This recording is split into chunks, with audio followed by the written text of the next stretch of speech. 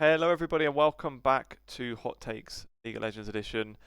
Here with Davide, as always, and Ethan decided to return again. What were you doing last week? How did you call it?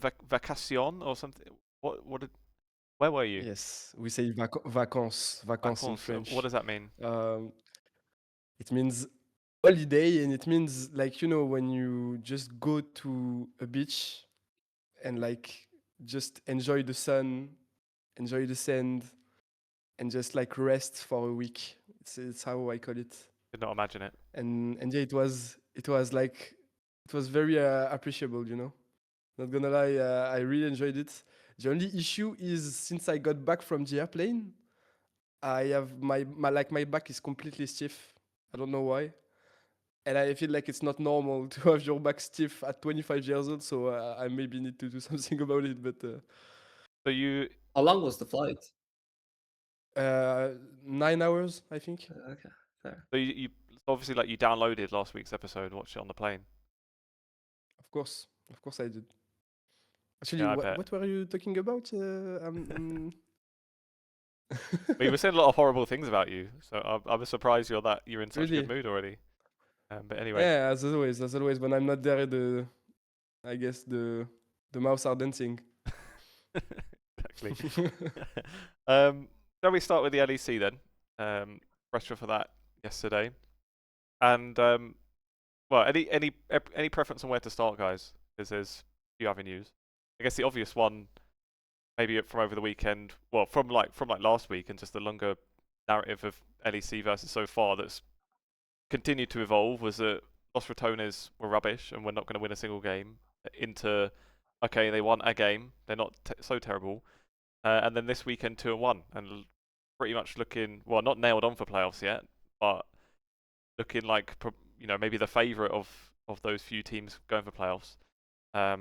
Yeah, what's changed? The issue is there is no they're scaling. They did 0-0, 0-3, 1-2, 2-1, but now they can do 3-0 because Yeah. next week there's only 2 games. So, but yeah, I would say the fact that they won against MKOI and G2 in their most in their hardest week is kind of crazy.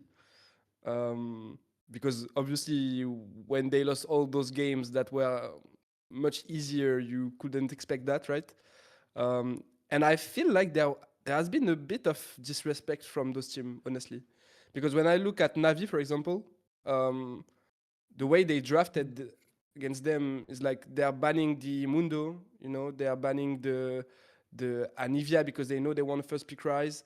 And for example, like MKOI, NG2 let the Mundo open, which is like kind of the one trick of Velia, it seems like. And yeah, I just feel like when they go to the mid game and they have this Mundo, they are much more comfortable, And yeah, I was very obviously the main topic we need to talk about. I feel like is Nemesis, right? Because this guy is a demon. I mean, I was kind of expecting him to be good, but that good, not at all. Not gonna lie.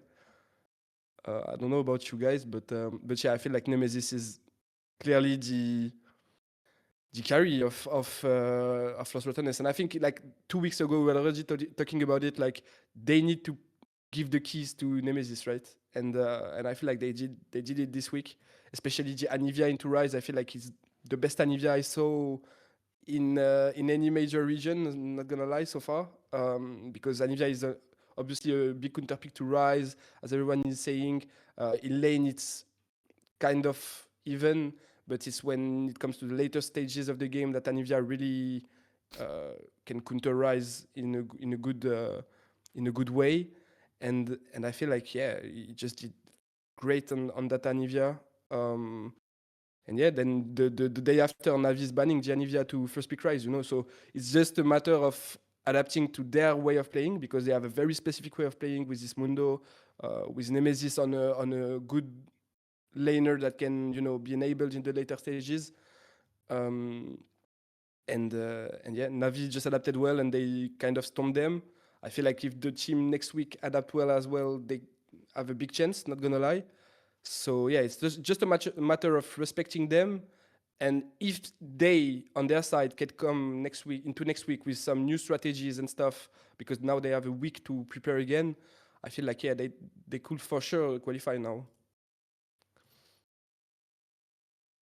Reckon And Davide? I have like a lot of mixed feelings about this week because while it is a 2-1, my concerning, like Ethan said, my concerns about teams catching up and actually trying to, negate the way that LR has been playing a lot more comfortably, and what led to the wins is potentially what will decide the last week, unless they come up with new things.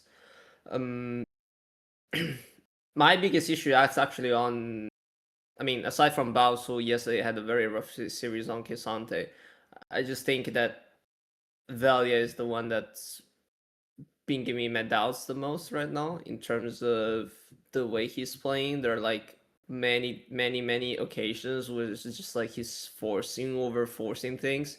Yeah. And while I appreciate the fact that he's still trying, there are like many instances we can just like throw the lead away out of his own decision because he really wants to force and stay into their jungle, which I guess is fine because you want to be able to learn that. But whenever like things can get so flippy in Beast of Wands, um, you can't really gamble. Let's put it that way. On those single plays to work out, because if they don't, they just like completely mess you up the game. And I think, like Ethan said, like taking out the Mondo is actually what's more than like banning out Nivea or whatever other pick is actually, I think, what's hurting LR the most, because like Mundo's greatest strength is that allows Valia to basically not mess up those plays, because he can just like heal up most of the damage taken and buy so much time for LR to actually do stuff in team fights. And we saw that he cannot do that on Pantheon, for example. Like Pantheon is the champion that he was playing yesterday, and he just got melted every single time like as a fight started out. Yeah. I think overall, I still think there's a chance. I actually think it will be tough against both SK and Vitality. I'm not really sure what you guys think about it, but I think actually SK for me looked quite well. Like I was probably like not like super surprised, but like pleasantly positive by their games this week.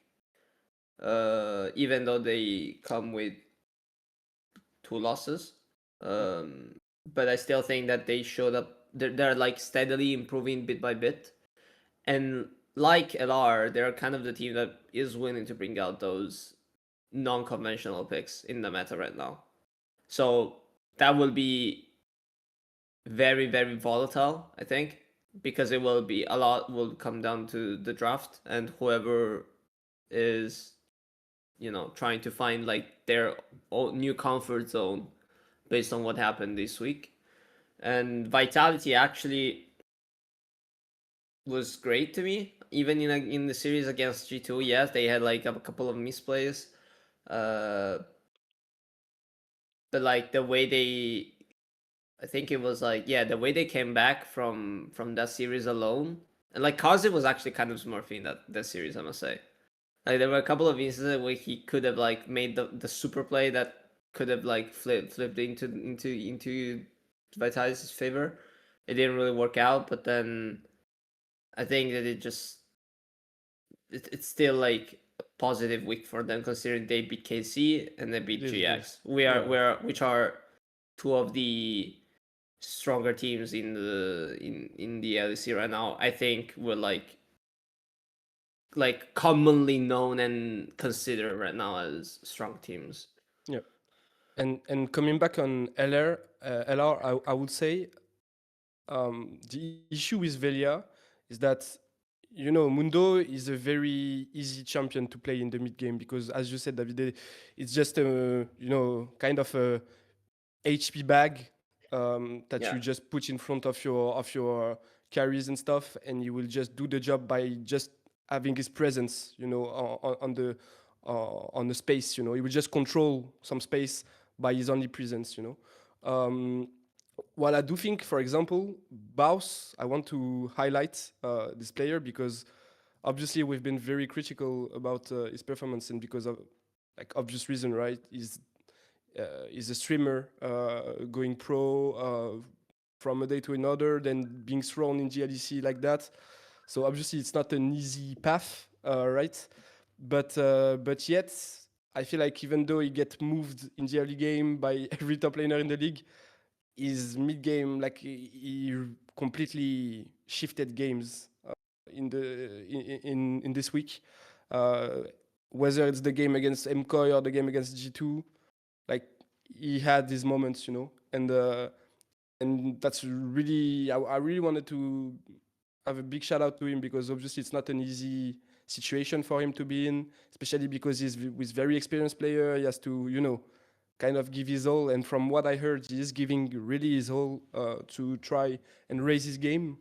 And you can see that even though the early game doesn't go well, he will always find those situations, those clutch moments in the mid game. So yeah, big shout out to him. And also, I feel like Reckless is finding his footing as well. I don't know what you guys think, but I feel like he's kind of starting to be aggressive. Even with like a Nami, he will flash in on people, bubble them. So yeah, I feel like they are good. Like this week is not all about Nemesis. I think Nemesis is the like kind of the you know the balance in this team. Like he will always do well, and he will always be a winning option for his team. But the others need to align when you know the odds are rising, when the big moments are coming. And so far, I think they did. So yeah, I feel like, and I also wanted to say on the other end that while Baus is having those moments, I feel like Velia is not really having those moments. Even if he's playing the Mundo, he will just be, as we said, an HP bag, and he will do his job by just being there. But I feel like even in the early game, the two Mundo games were not clean at all. You know, like I remember this moment where he invades for no reason Elioya and just get killed level 3 or something. Kind of just because he got his red stolen, he just go on his jungle and just die. You know, there's too many moments like that where you just feel like he's either ego playing or he's playing like he's in solo queue. You know, and those are mistakes you can't afford to do in LEC in the LEC stage for sure. Well, he could afford to because they won against KOI anyway. But yeah, agreed. I mean, yeah, but like I feel like if those teams were playing at their best level, which and were respecting Los Ratones, they would not won those games. It's not possible, you know. So yeah, obviously big credit to LR, but I do think that MKOI and G2 trolled this game big time, you know. I think for like playoffs hopes as well, it's quite interesting that last week there are a few of those teams playing against each other. Like if their last week was going into G2 KOI, you'd think they're absolutely fucked. So the fact that they've got through that week with 2 wins, and then on the final week they've got SK and Vitality. Obviously, Vitality are looking good now, but it's still 2 teams kind of near them in the table. And yeah, like Heretics are around there. Heretics have got Fnatic and KC, which is probably the hardest out of the teams towards the bottom. So I'd say they're probably a bit screwed. Shifters have got KCB and SK. And yeah, SK have obviously got Shifters and then and NR. So there's like loads of those games around like against each other. And I know the people keep going on about the tiebreakers as well, where like head-to-head comes into There's it. no tiebreakers. Do you No, know? but Do you know not that, like guys? That this no year, tiebreaker games, right? yeah, Like the tiebreaker yeah. rules. There's no tiebreakers. Yeah, like and like what will happen? It will be like, you know, head to head. It will be decided head to head who will go through. Yeah. But for the first time in years, I think in GLC there's no tiebreakers to determine who is going through. It was like head to head, and then like game time, and then Yeah. all sorts like that. But yeah, that's where especially the last week will be even more important because most of them are going head to head in the final weekend. So we'll do some teams at the top then. KC, GIANTX, NAVI all qualified. But like pretty much every team still is having, I guess it's the nature of best of ones. Like every team is having one or two random losses, kind of out of nowhere. So like KC have pretty much like firmly looked like the best team in the league, and obviously they've picked up a couple of losses still. I'd say that my hesitation on Busio when we were like before the season started was not needed. The guy is like absolutely on fire. Definitely did not need Inspired. Maybe Inspired was micromanaging him, and maybe he learned from it, and now he's just his own player who is a great support in his own right. Because he's been nuts. But what do you guys think of and any of those look three how teams? Yak looks good, as well. Maybe he was the one making Inspire shine, I don't know. I'm just putting it out there, but Yeah, what do you guys think on Corp at the moment? go ahead, Davide. Ethan start. Oh, really? Okay. Yeah. Well, I just think like my biggest concern for KC was Yahoo, because I think everyone as well, because it's like the most uncertain player I think on this roster. Like you don't know how we will do in Europe, you don't know how we will do in LEC. You don't know, you basically know nothing, outside of he was a fine laner in LCK, but he had a bad team, so you don't really know which fit to dance, But in the end, not gonna lie, it looks like, to me, I don't know about you guys, but to me, it looks like the best mid laner in the league if you only take those 4 weeks, those 3 weeks in consideration. To me, Yahoo is so far the best mid laner in the league. I feel like Jojo was after the first week, but then he kind of vanished because I don't know if he's limit testing or something, but I think like he's pushing it too far always, in every game. I don't know why. While I feel like last year he was very disciplined and it was like kind of his main strength to be a very aggressive laner, but very disciplined when it's needed to. And right now he's just like dying 7 times in every game. I don't know what's going on with, but okay. Outside of that, I would say Caps is not playing. He's like more like craps right now. And yeah, I would say his biggest contenders are maybe after week 3. I would say Humanoid has played very well in the past few games. Like I would say he's up there as well. Nemesis obviously because he's carrying LR kind of. And yeah, like Poby is very good. But the one that is standing out as, is always good in every game. To me, like that's what I said to some friends. I said he's kind of the Kana of the mid lane. And that's kind of crazy that KC found a player like that. And the craziest part is like, have you seen that the fact that Kana is the most isolated top laner in the league? Like he's like 99% in isolation in the first 15 minutes. And that's the craziest part to me, is that, Kana is the Kana of the top lane. Is like just the best player in the top lane we have in GLC, like for sure, no contest, right? But he's playing on his own, so he doesn't have to communicate that much. He doesn't have to play with his team that much in early game. He's just doing his job, and he's just like 20 CS ahead, the XPG and stuff. But Kia, who is playing with his team, like always, because he's mid lane, right? And this is the central point. So far, I don't know about you guys. I would be interested to know what you think of the fact that mid lane is currently the most important role in the game, I feel like, in the sense that everything goes through mid lane. I feel like all the supports are always moving to mid lane. All the jungle are always passing to mid lane. It's like really the focal point of the map so far, I think, in the new meta. But Yahoo is playing so well with his team in only like 3 weeks. To me, it's very, very surprising, to me, knowing the fact that he's not speaking, like there's still a language barrier, all of that, the fact that he's connecting that much with Yike and And Busio is completely crazy to me, especially because I would say this is the best mid jungle sub trio we have in the league right now. Like they are really connecting well together. They are doing stuff together. You know, they are invading in the jungle.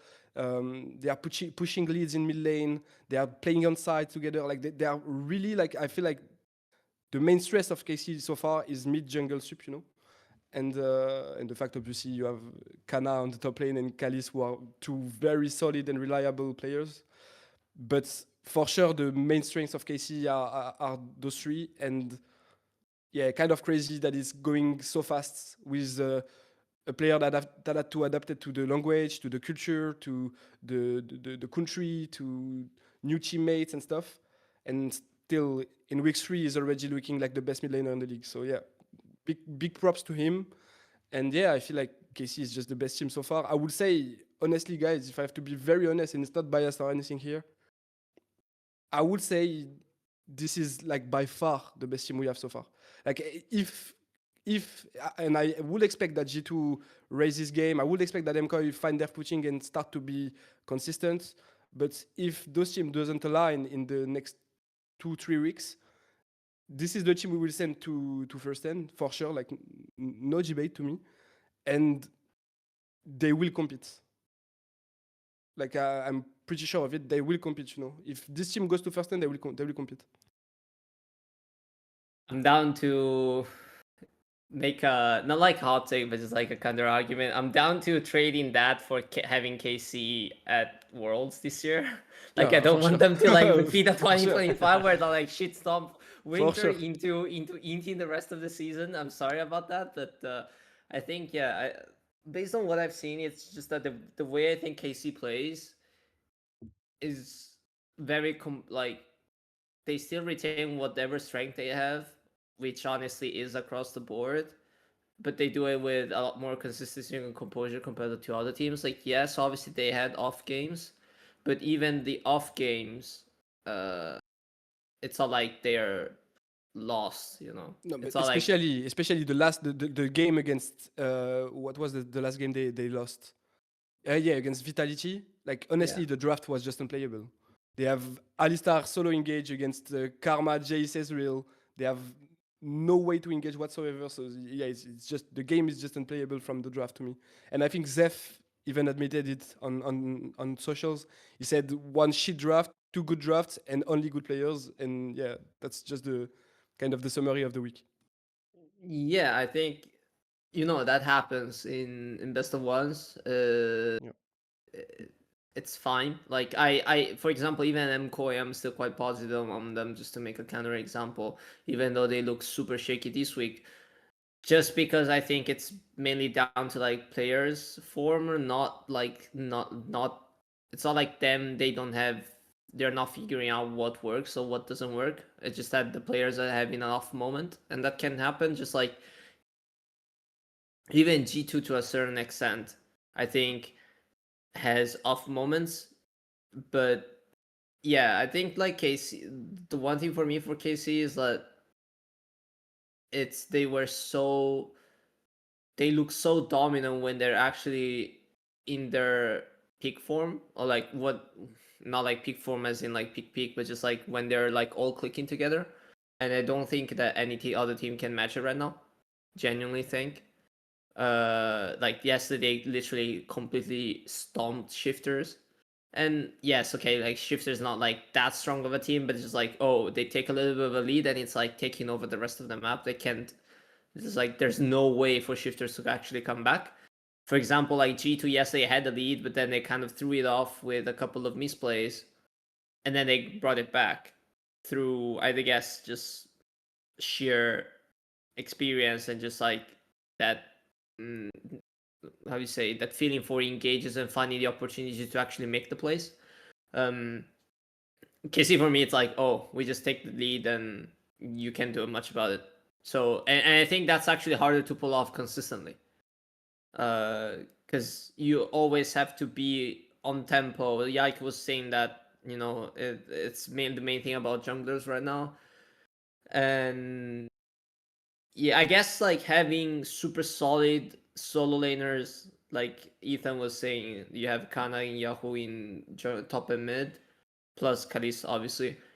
It just makes the job a lot easier because you're not going to have much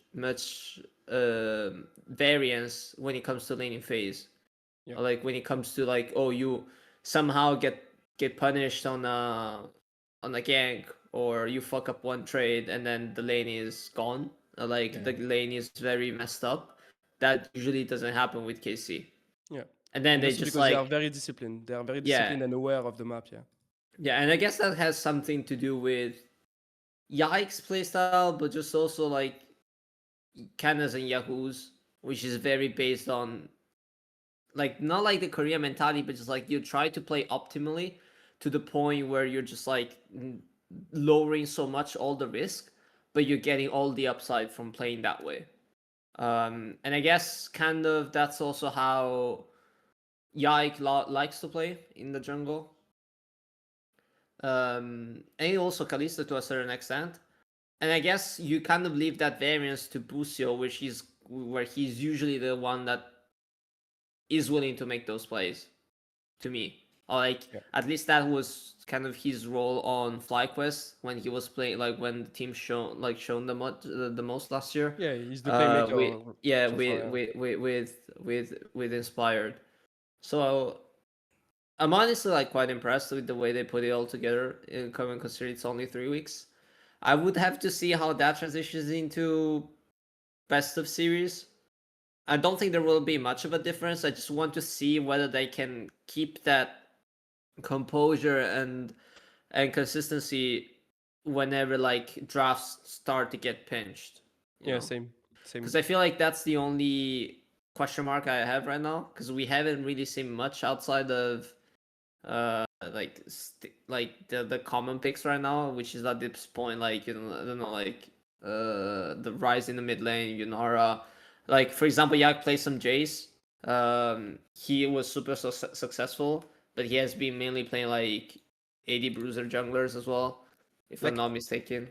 So He has played like some Mundos. He has played some Atrox. You know, I felt like. By the way, I wanted to point that out as well. I feel like Yike is also finding his footing as a carry again, and that was like his best days when he was with LGLC and stuff.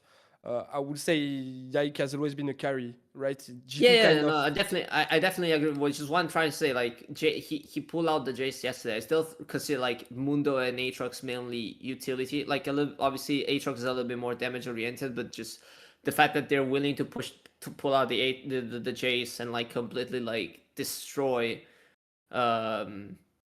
shifters with it. It just makes me feel, you know, comfortable and quite positive for the coming best of series, even though I still want to see more, because like the meta is bound to change. And you know, it's I don't want to feel like it's going to be just like a meta thing, because I feel like even last year KC to a certain extent, I had the impression that there were sometimes where they looked better just because the meta fitted them. Even at first time when they turn it around, it's because they figure out the meta. But the gameplay itself, yes, it stepped up a little bit compared to the first days, but the step that they had was what they shown in LEC Winter's Play, if you know what I mean. Yep. It's like they have gone back to their form and they didn't really step it up, I think, once they got into internationals.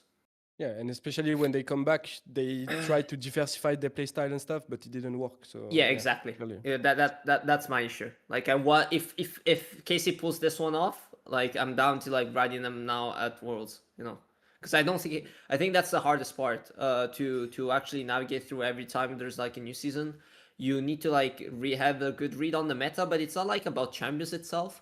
It's about like getting used to all the new like muscle memory around tempo, rotations, how you want to play the map, what's not like the correct way, but it's like what you always are one step ahead and have a clear idea what you want to do next. Even if it doesn't play out, you just need to make sure that you always know and you want to do something as a team. That alone will give you such a big, massive advantage over anyone else because other teams are still figuring it out. And I think like even G2 to a certain extent is still struggling with that. Like Hans was saying, talking about similar things yesterday. Like they say, "Oh, new season. Like we still need to get used to like a lot of things." And even last year when they got eliminated at MSI is when they started to learn a few things from top Easter teams that then brought used in summer, and then they used that to win summer, I think. So it's mainly that I think for all the top teams in the league. I think the only one that actually comes close to right now for me is Navi in terms of this specific aspect of the gameplay. Obviously, like Navi has much younger players, so they're like more likely to make those mistakes or like to mess up in given moments, which is why I think they're like second and third in the standings, close to GX and KC. You know? Yeah. Yeah. And but yeah, I still wanted to highlight Yikes. Did you like have you heard that last game again like his Jace was the biggest goal differential in I did. jungle in the history of Europe? Yeah. It's kind of crazy. 8.8k by the end. and- And the last time it was more than 8,000 was 12 years ago. Yeah. Max Law, It was 8. well, Wisdom 8.3, over Max yeah, Law, yeah. Origin against Team Rocket. Crazy. Yeah. And that was a 78-minute It's- game as well, where like gold meant nothing by that point. Yeah. Like this is a Well, this one was 30 minutes. Yeah. crazy. I still think like for me, like Yike has honestly been. I really like Yike's playstyle in the sense that he's very all-rounded. Yeah. And he always goes to the thing I used to say about like I prefer having players that can do great thing, like in terms of league at least, like a lot of good things in the many different ways consistently. I think that gives you over a larger sample of size of games a greater edge because you're not going to play the same way, you're not going to play the same champions, especially now with Fearless Draft. And having a player like Yike definitely gives you a big edge. Regardless if it's best of 1, BO3 or BO5, he'll always give you that because he can be able, like, I remember like when he first got into G2, he was like playing Maokai and like tank shit. Ivern. He got used to, like, that's the only thing I think he had to get used to because G2 needed him to be that way because like they already had like BB, Caps, and Hansama playing pretty well in the first year, so he kind of defaulted to like a canyon role-ish in that sense, where you basically are forced to sacrifice a bit of your natural play style. Yeah, and But now enable your lane. Exactly. But now, like, going back to KC, since you have such good solo laners, you can freely decide how you want to play because also the solo laners are willing to like shape around you, you know. So it's benefiting both sides. Yeah, I totally agree. We go to a different team. Maybe GIANTX. Yeah. Did you guys see the June interview? I think it was Sheep Esports, and they asked him about like about Fnatic. Yeah. about going to Fnatic, and he just straight up was like, "Yeah, I wanted to go." But yeah, I liked it on Fnatic. I wanted to play with Upset. I wanted to go, but GX wouldn't let me. What? Yeah, my Fucking CEO hell. didn't let me. Yeah. Appreciate the honesty. It's good for entertainment purposes, but fucking hell, if I was the GX CEO, I'd be having a word with him the next day, mate. Bloody hell. But yeah, what do you make of them? Because again, I've like continued to accept I was well off on GX because I don't know, I just didn't see them coming out as one of the best teams, and here they are in playoffs already. Well, honestly, I'm kind of surprised because I would say Jackie is underperforming a lot. I feel like he's not playing good at all, and still JX are up there. So I don't know. I feel like Noah June was kind of expected, but this is one of the best bot lane in the league. Like I think they are the only one that are tight with KC's bot lane, you know. Yeah. But as well, I would say like I don't want to be too hard on MCOY because of this week. I feel like they just didn't take it that seriously. I don't know, but like Alvaro and Supa had a very good start, so I would put them up there as well. And I would say Samji and Paris as well, especially in lane. I feel like they are very, very good, very aggressive. I would say Paris has some hoopsies, right? But for example, Samji is one of the best stage in the league already to me. He's very, very consistent, very willing to play the game. You know, willing to push forward always to find the play when it's even when it feels kind of doomed. So yeah, big credits to him. Now he has a real support, so he can play the game. I guess. But yeah, outside of that, yeah, I feel like GX very good bot lane, like one of the best. A top laner that is like not that consistent, but when he's on a good day, he's like one of the best as well. I would say honestly. And yeah, after that, I feel like Isma and Jackis are the one that need to step up the most to me. I would say Isma is very good in early game, but as always, like I was expecting him to be that good because I think he already did that work last year to be a consistent, good early game jungler. Now we need to like his main focus to me this year needs to be on the mid game because I would say like last year he threw a lot of leads that he created by just pushing too far, by just extending the step too far and not being on the same page with his team at some points. Right now, I would say he's looking good as well. Even the mid game is looking better for him. So, yeah, I would say the biggest like question mark on this team is still Jackie's because, like, surprisingly to me, he's the least performing player on this team. And yeah, if he can be consistent, because I feel like the problem with Jackie's is kind of like I would put the same blame as on Jojo so far in the first 3 weeks. It's like it feels like they are limit testing always, and they are just dying for no reason. They are just like pushing too much, you know. Whenever they have a lead, whenever they want to make a play, they are kind of tunnel visioning on it. And yeah, I would say Jacques, that's the main problem I have with him right now. Even though he's still finding some clutch moments in the later stages and stuff, because I do think he's still a good player. I think he need to find the right balance to still keep his aggressive play style, but at the same time be disciplined and just not push too much, you know. So yeah, JX are looking good. Now I'm kind of worried again when the elimination matches will go through, will come in the playoff. It's kind of the moment where JX kind of fumbled in the past year.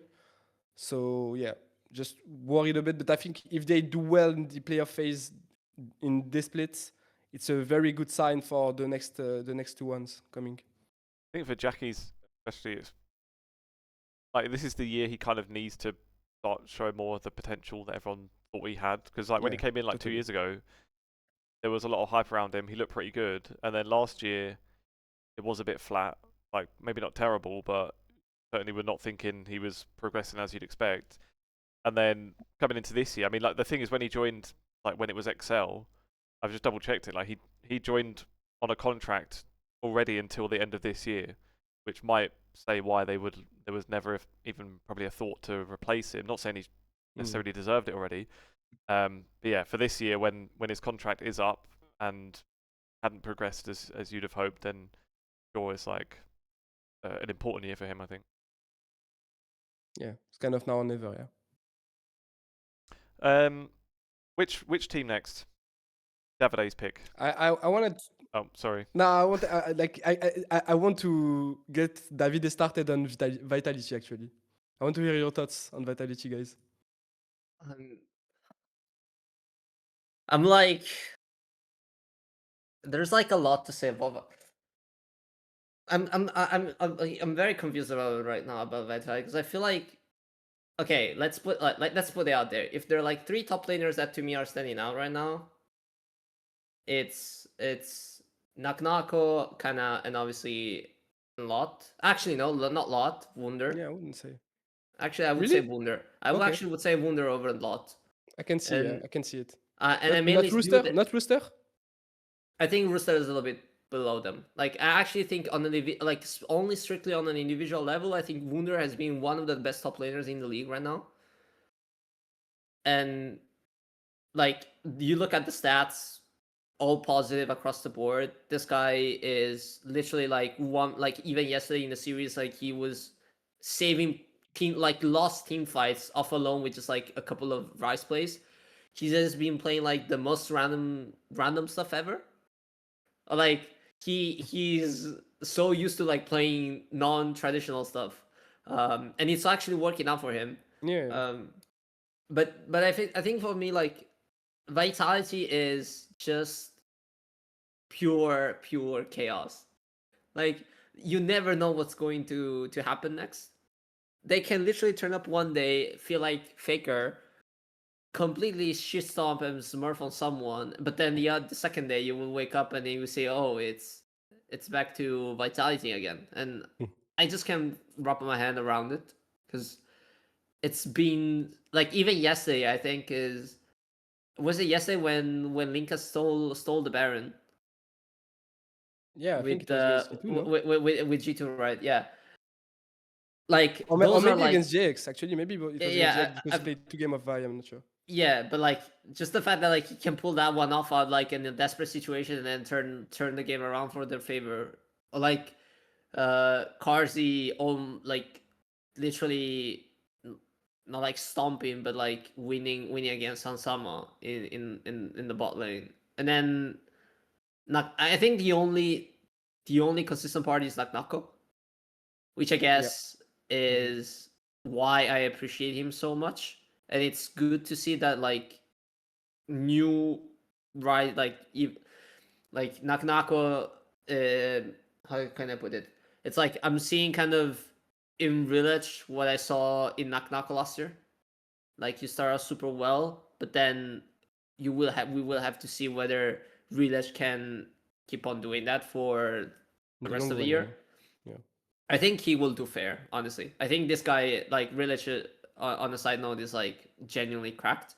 So it's good to see that we got more Turkish representation. But I just think that like Vitality for me is just on some days on like even the same game they can end up doing the right plays, the right game, the right things. But then like for example in the last fight that allowed G2 to win, like Humanoid just Yone ulted nothing. Had he hit that, we probably wouldn't like we would probably be saying that like G2 is on the verge of being like a bottom playoff team on verge of being eliminated, you know. Yep. So it's that kind of thing. So I don't really know. Like I can't. It's I think this does. It's what I think. I genuinely like G2 and Vitality for me are the most cryptic teams within the league. Because you know they shouldn't be that bad. Like you know that they're not going to be bad, but you know they can do much better than what they've shown. But you don't know when that's coming. You know. Yeah. Yep.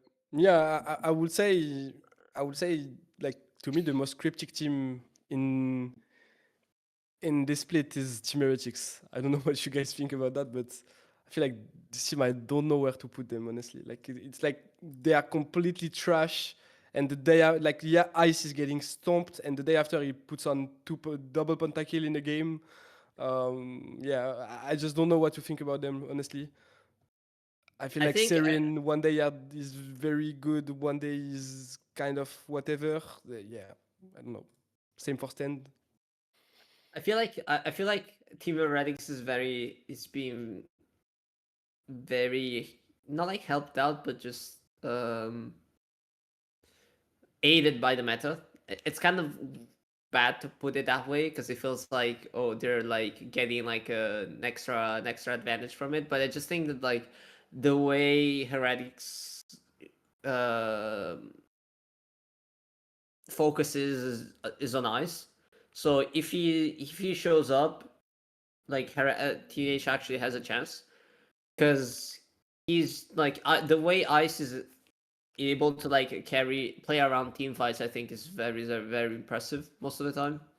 Um, but like a lot of the times, like he doesn't get to that point because the rest of the map gets shut down. So if Yeah. he's actually on his A game and the rest of the team doesn't int the game away, it works. And also, if you look at it, like for example, like like the 4 ways they got from, they were like he was playing Aphelios one game, 2 Yunara games, and then 1 Varus game. I guess the Varus game against GIANTX was just mainly them like rolling down everyone on the map. But like the other 3 games, one was just basically like, oh, we play a little bit slow, but we make Ice scale, and then we completely take over the team fights because Ice will give us that edge in team fights. Because he's very composed, I think. Like he's not going to he will always try to work around the thread where he's on the verge of getting it, like getting punished and exposed, but he'll actually not, and he'll still dish out damage. So yeah, I think that's the only way I see team like TH winning most of the time. You could argue that like yesterday, for example, like in the game against MCOY, like Serving did a lot of the job. That, I that definitely, shockwave in the end. yeah, I definitely agree. But like overall, over considering all 3 weeks, I just think that it's like Ice mainly being the shining player on this team.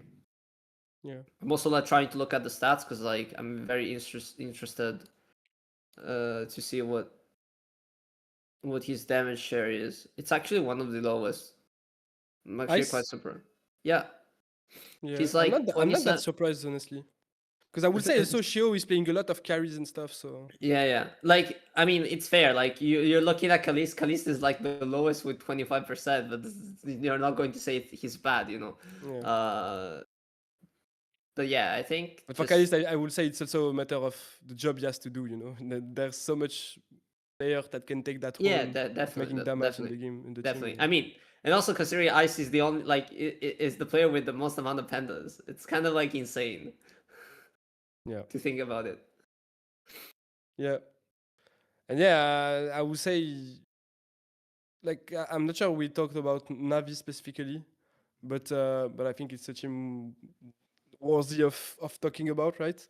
Um, yeah, I would say it's kind of the little Casey in a sense. I don't know if you can relate to that, but what I mean is they have very solid laners, and they are like I think if you compare it to Casey had a week of adaptation before going to um, like trying stuff and having like icon carries and stuff. I would say Navi since day one have been like I've known their identity. You know, they want to play for their jungler, and their jungler will carry games. You know,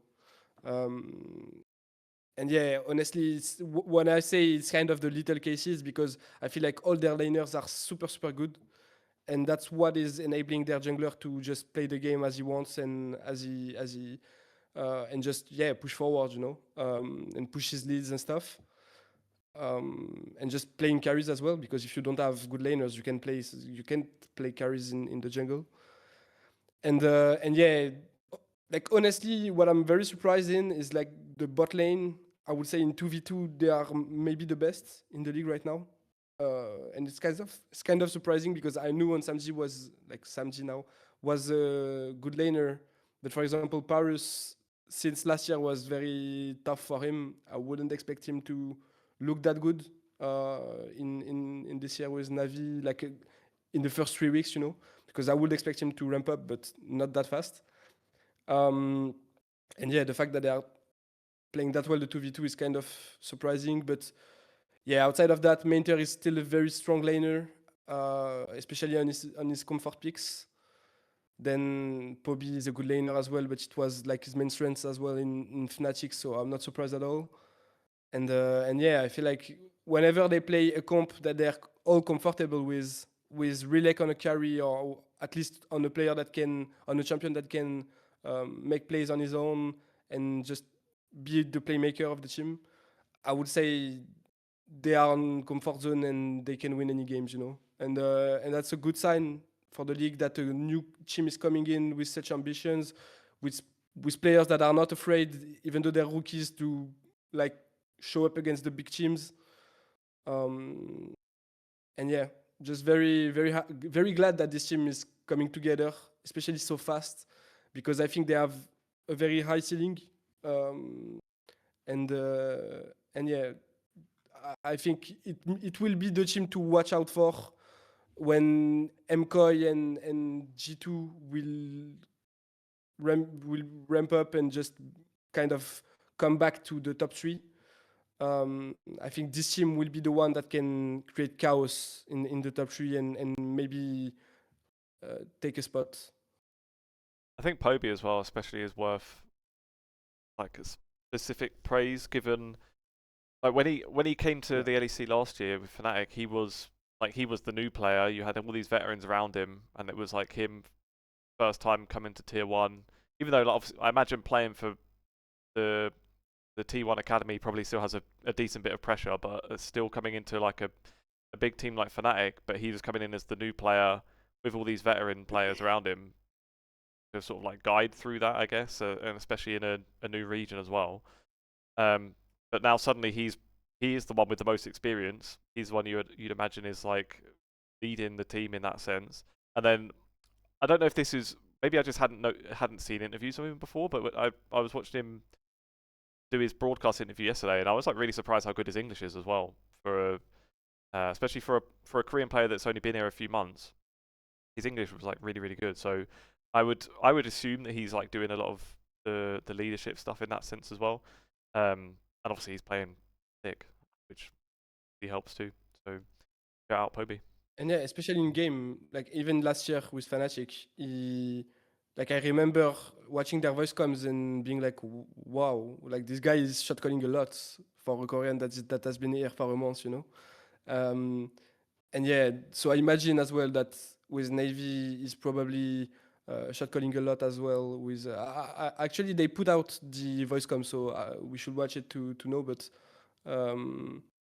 yeah, I would say Bobby is for sure the kind of um, the strong link in the team that make that just comes well with like the support with Paris and with the jungle with Relash, you know, that it's just the one that is connecting everything, I would say, in this team, and he's doing that, he's having that role, like this role is perfect for him, honestly.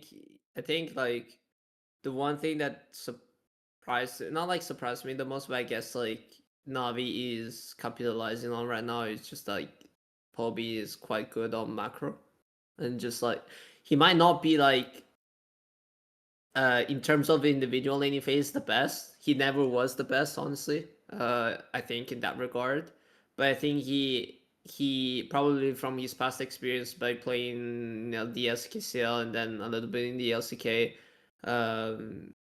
has turned him kind of into a pretty good macro guy. And in terms of English, I actually was chatting with him yesterday. I had a couple of like not issues, but I guess there were like instances where I was trying to make a normal question, but like he couldn't really understand how I had to like break it down into like simple words. It's that That's just I your struggled English to is the find problem, them. Davide.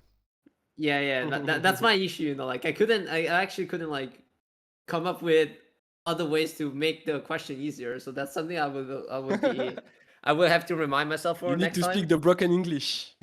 No, like I actually can't speak broken English. It's just that I don't know how to convey certain words without actually saying them. So like there were some like many times where it's like Poe was like, "Oh, can you repeat the question again?"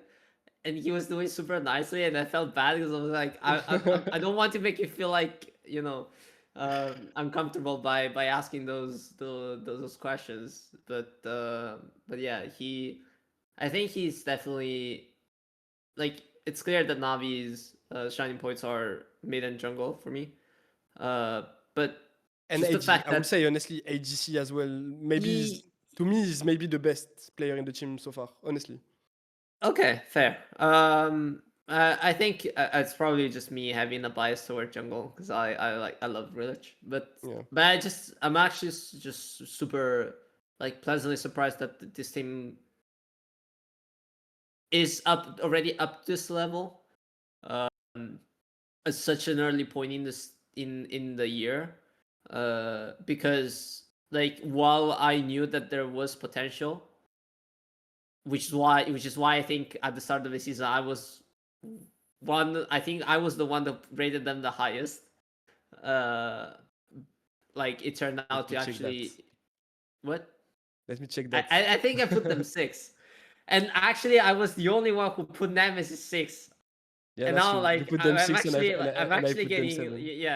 and now we actually need to like make a check on power rankings once the year like Yeah, once yeah, the yeah. split ends. But I guess it's just like it's just honestly is for me kind of insane that we're seeing this level of Navi right now. Like I wouldn't have it. I would have probably expected something down the line by the time we get to summer. But the fact they're already showing that right now is very positive, not just for them but just for the league overall. Because I think I actually asked Leoya about it yesterday. They're like, does he think that the level is higher? He doesn't necessarily think the level is higher, which I'm not sure what you guys think. But for me, like it's not the quality of the gameplay is not higher, but I think there are more teams down the line that can potentially show up in stronger form compared to last year. Yeah. We say they are Like just like more better teams, like more good teams. You know? I think there are more good teams that if given time they're able to actually perform better, and actually overall like by the time we get to like mid-season onwards potentially increase the level of the of the game like of the league. And I think it's clearly proven by the fact that we have so many random results or like random moments. But again, I guess like what people like players will treat it as, yeah, we played bad. I feel like sometimes it's like, oh, you obviously misplayed a little bit, but it's like even the fact that the enemies were able to capitalize on that is what makes them good. Like for example, the Vitality play on G2 yesterday that turned them the game around. Like those plays, if you can pull them, you're actually doing a great job despite you like losing the early advantage. So like aside from the top three we were talking about, like MKOI, Vitality, sorry, not GX. Ici. No. I was actually saying SK. I think like some of the teams that I think potentially down the line can do more. I know you're looking at me like skeptical right now, Ethan, but I actually genuinely think like I'm not that stock high, but I actually think like SK can have good individual games. I don't think they're necessarily to the level of G2 and Vitality, but like if somehow they can manage to click, which is still a question mark, I can definitely see them aim a little bit higher than whatever place they are right now. I think their ceiling is not even close to G2 and Vitality, No. honestly. Yeah, but what I'm trying to say is like if they are able to click together, they'll raise their level of play, which then forces the other teams to raise their level of play. So like it will benefit the league overall. Like I'm trying to like make comparison to like last year's SK. You know, that you're going to see them at the bottom, and they're going to stay at the bottom for the entire of the season. Yeah. While I think SK might not be top half team, I still think that they They can make things happen, yeah. Yeah, they can make things happen a little bit more than last year. Yeah, I agree. But and actually talking about SK, I would say it's kind of crazy that their best player so far to me has been Yopa, you know. Like the only rookie on this team with so much veteran and stuff. The I fact actually that think it's Wunder, but no, but yeah, I feel like I definitely see that, you know. I get what you mean about Wunder. Like, it's also the fact that he's been so enabled in draft. Like I think he's been really the focal point of SK coaches in drafts. Like they're always giving him the counter pick and stuff. We know with the Rise against the Rumble, with the with the Rumble into Cassante and stuff. But and also there was that time where he played like the Kennen into Renekton. You know, he's enabled a lot by SK's coaching draft. I feel like coaches. Wow. But and while I feel like Yopa, for example, has been kind of let down so far in SK. Like not only that in draft he had to like accept to be counterpicked or to play like the Rakan Xayah into Jin Karma, for example, and stuff. Not only that, but also I feel like it's been before this week, because I feel like this week it changed kind of, but before this week he was kind of on an island, being a rookie and being on an island as an AGC in the first 2 weeks of play is not that easy, I would say. And yeah, I feel like Mikix was always roaming, especially towards mid lane, and then Yopa was getting catch or couldn't play the game as he wanted. And yeah, this week I feel like they played a lot more through bots, and I would say honestly, kind of show that it was like a better way to play the game for them, like to stay like to still give Wunder his counter pick, but at the same time playing through bot. And also I would say the fact that, for example, my guy leader started finally to play a Yon game is refreshing, because honestly I'm kind of worried, I'm watching him play those Rise, those Victor, those Azir. What happened to my guy, and yeah, honestly, it wasn't showing that like I would say leader and Mikix so far are the weak link of the team, honestly. Also, I would say Skins did not have the best performances this week, but before that, I would say he was kind of consistent, so I wouldn't put the blame on him. But yeah, honestly, like especially Mikix, I'm expecting way more from him. I would expect this guy to be the main carry and like to actually be the best performing player in this team, especially given the fact that he has a rookie, a player that definitely needs more confidence to play the game, and 2 players that haven't played in LEC for at least a year. You just expect this guy to be, just the best player in this team, and he clearly isn't so far. So yeah, I hope that by a playoff, and actually they need to qualify still, but so by next week he find a way to just play the game better. Maybe if it has to go through those cheesy picks like the Tariq that they pulled out yesterday and stuff, then maybe go towards that direction. I feel like yesterday they played the way I would hope SK to play for the first time. With that right stop in counter pick, that leader on Yone, and the Tariq for Mikix, just some spicy drafts that will bring the fire, to the Rift, and just like try some stuff, Since they saw that they cannot match the other teams on the normal playstyle right now and the normal meta, I would say just go and try some stuff, because you have only 2 matches left. So for sure they need to play their way and just like do a Los Ratones, Los Ratones did that, and it worked out well for them. I feel like SK is like typically the kind of team that needs to do that as well, because of their players and the way they used to play and to approach the game. And they've got Los Ratones and Shifters as the last 2 games. Like it's like easier, yeah, for sure. Pretty much in their hands. If you imagine if they won both of those and went to 5-5 or 5-6, that should be enough to get him in. Like it would be surprising if that doesn't sneak else. At least to force tiebreakers and whatever. No, it will be. No, because I forgot it was only the 8 teams. Actually, it can get tricky. But it's a weird one with Mickey X, because it's not like we've never seen him drag a pretty crap team into playoffs either. Like remember the 1 year he was randomly on Excel, where he like joined the mid split and then immediately made them look like a million times better, and then suddenly they were getting to playoffs for the first time. They weren't doing much, like they were like 6th place finishes, but that's still an improvement on where SK's at the moment. Oh, and I remember they pulled off a great series. I think it was against Fnatic or something, where it went like to silver scrapes and stuff. So yeah, definitely. And again, at the time, he was playing with Patrick, and for example, they were playing their own game. You know, they were finding their own meta with that Nila Yumi. I remember that was kind of crazy.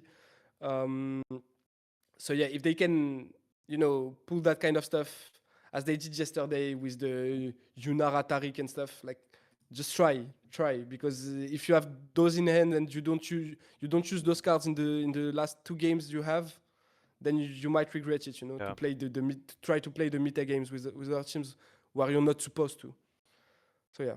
Yeah, it is a weird one, like you were saying with leader as well, because I know obviously that's always the thing, like, oh, he can't play ranged mids and he can't play the like normal stuff, which fair enough is like, as a criticism is fair, but then you think, okay, well, at least let's see him play the stuff that he's good at then. Like, let's not just see him play a shit version of these other things. Not like maybe maybe in the few years back in the ERLs he could improve and what have you, but yeah, it would be nice to see him like actually try and use this wild card that they've got and use it to their advantage instead of just like nerf him and put him on stuff that he's like clearly not that great at.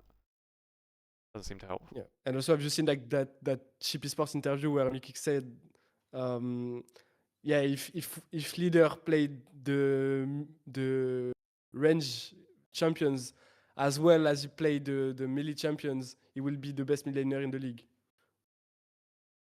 Like, then why do you put him on range champions? I don't get it. But yeah. Okay, there's actually a team we haven't talked about. Fnatic? Yeah. Yeah, this is for sure the one we need to talk about. Like, I don't know, man. They are so bad. Yeah. It's like, I don't even know how they got to 5-4. Like, I don't want to feel like I'm bashing them, but no, for me, honestly, like, very bad, very bad. Like the honestly. One thing that my biggest concerning thing about Fnatic is that they have looked so passive, and they're just like, they're basically like a kind of like probably a better version of Team Heretics in that sense, where you have like a super strong ADC that can kind of like win your games with team fights, but that technically like Fnatic can do much more than that, because they're the players that they have. They should be able to do that, but they're not doing it whatsoever. And I feel like the only one that's trying to make stuff happen is Razork. But then the issue with that is he's the only one who's trying to actually do proactive stuff and a little bit more of the risky plays. But then no one is following him, and he looks like he's inting. Yep. Like, I don't want if he doesn't do anything, nothing happened on the map. So. Yeah, if he doesn't do exactly, he doesn't do anything on the map, Fnatic is going to get like slowly choked out of the games, like of the game. Yeah, especially and then because the solo laners are very bad, honestly. Yeah, and then you're going to have to hope that Upset somehow saves it, like Lost saves it with the super play. But honestly, it's just kind of baffling that we have MKOI and Fnatic in the same standings. Because I think at least I think that like MKOI is still trying, even though they're inting, it's whatever. At least they're trying. Like Fnatic is still. I'm still kind of seeing Worlds 2025 Fnatic, which is a super concerning thing for me. Yep. Like I don't know, man. I'm genuinely I'm kind of tilted by them. Yeah. I must say, because I know they can do more. I don't know, man. That's the thing. And yes, you said like laning wise, Vladi and Pyrrhus are not doing that great, but I don't think that's the only issue. Like, there must be something else that I don't know. That's not clicking. I think like that's the main issue to me, because the fact that lane has been so important. Like, I feel like all the best laners in the league are rewarded. as we said, NAVI, as we said, KC, even JX at some extent, you know, like lane is too important right now. And so the fact that your two solo laners are not good laners, it's just not something you can work around, you know, or that you can put rhythm on the map early game and stuff. Even Lospa, you know, I feel bad for him because I wouldn't say he's performing well at all, you know, so far.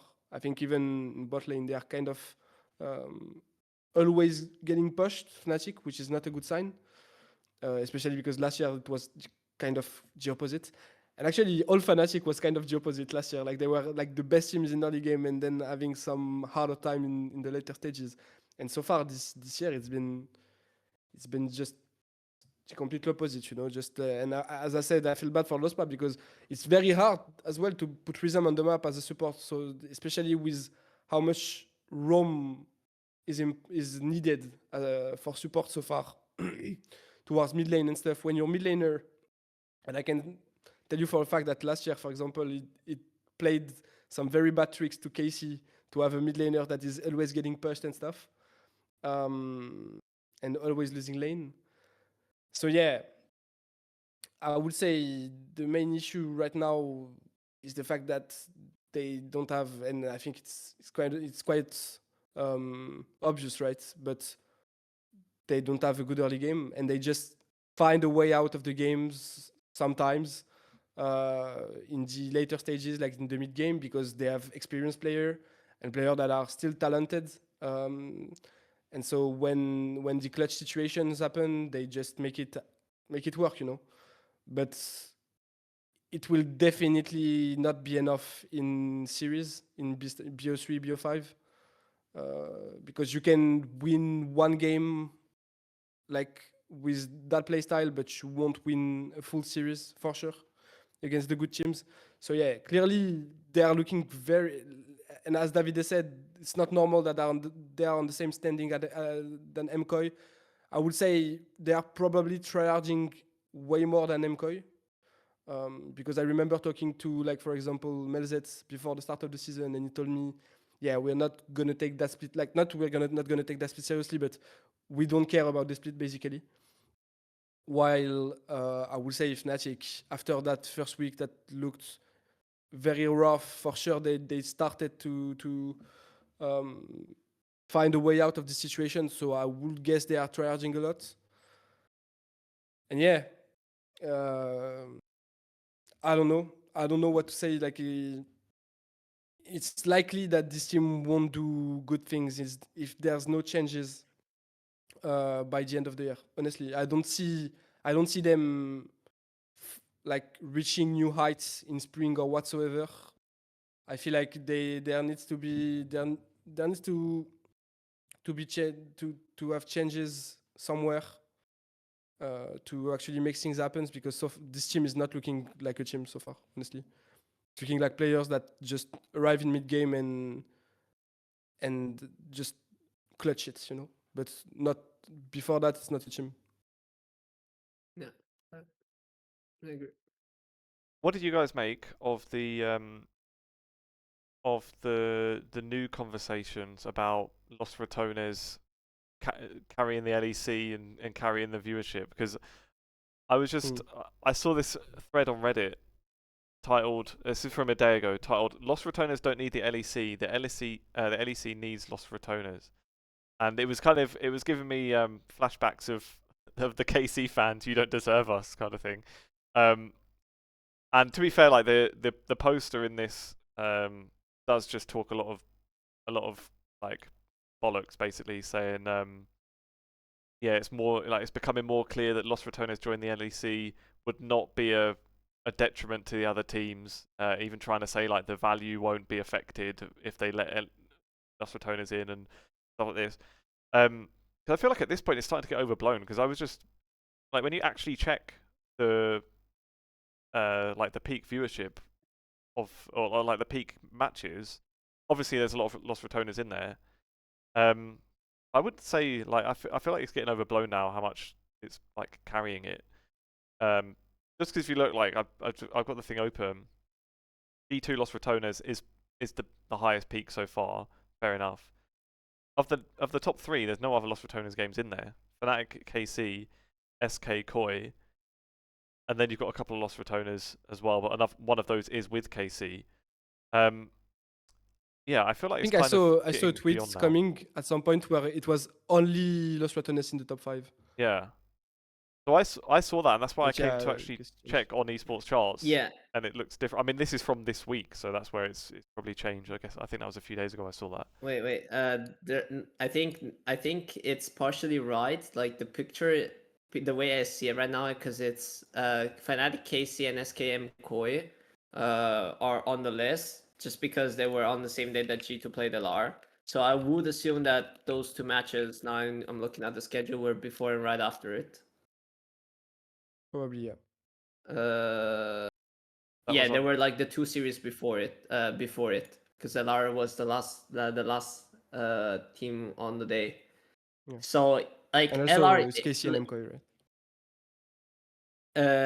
it's partially also KC and MKOI playing, but I guess it's just like also a lot of viewers just tuning in ahead of the series against G2 because of the hype that was around after LR winning against MKOI. I think like, is LR carrying viewership right now? Yes, definitely. Even like Kadra, like I'm looking at the stats line, like 280k peak viewers is kind of insane. It's basically like 80%, like 50% of the viewership alone is on Kadra. My issue with right now is that like it's like LR is carrying because the rest of the league doesn't have that much appetite, like interest, compared to last year. Like we had a dip, like a big dip. Like last year, for example, like LEC spring and summer were a little bit more consistent compared to like the start, like LEC winter in terms of peak viewership and all. I think we would have to see how much in terms of times, like hours watched in comparison to airtime, will give us a more important take on whether LR is carrying this split or not. Because for example, I'm comparing like we're already at 16.5 million hours watched, and we're not even into the last, like we're not even to playoffs. And I'm comparing that to LEC Winter, which should be technically the closest one in terms of format and stuff, and that was 29.2 million hours. So I guess if, for example, LR makes it to playoffs and then we get a good playoff run, regardless of whether LR like actually has a run, I think potentially the numbers could be good. But for me, I guess like the hype is a little bit down just because like we are kind of given up on international success, in terms of that we haven't been able to reach those heights again. Like I'm thinking about 2019 G2, and the fact that like right after we had COVID, kind of created like a big bubble where we would ride the hype of the train of having like super good international teams, but then also everyone being locked down. And so like those numbers I think were inflated. I think the LEC has had a stable viewership in the past 2 years. I think that with LR's like with Kadro's addition to it, we're having a bigger increase, but I'm not sure how much that of increase will like whether that will matter as much, because LR is only staying for one split right now. That's the only thing we know so far. So and honestly, it's like even then it's still carried by results. Like LR is getting traction because they actually started winning games. And I'm not saying they're not going to win more, like they're not going to win the next few ones, but like it's still based on somewhat on competitive success. And so if that doesn't come around, or like if the players that LR are famous for do not play on the team, because we still don't know whether like Baus wants to continue playing, because there was all the talks about him potentially not wanting to give up his streamer career. And we know that Baus is one of the main reasons why this LR team is so successful in terms of engagement across the board, because it's Baus. So Yeah. so it's obviously Fingers there's like crossed, also but yeah. yeah, it's like there's also cage roll as well. Yeah, but it's like, you know, it's He's part of for it me for sure. Yeah, he's the, part the of the way package. the way I see it's like LR is famous because it's LR. You take one guy away, it's not LR. Yeah, It's not like it's I not agree. LR anymore. It's just like it will feel different, Yeah, I and agree. you will have to find someone else who brings the same amount of importance and value in terms of influence and engagement. And like I challenge anyone to go and find another Nemesis, another Reckless, and another Baus in And the another EU right Cadrel now. as well. Another Yeah, Cadrel as well. except obviously Cadro, but I would assume that if like LR is restays as a team, like Cadro will be there, you know, Yeah, yeah. regardless.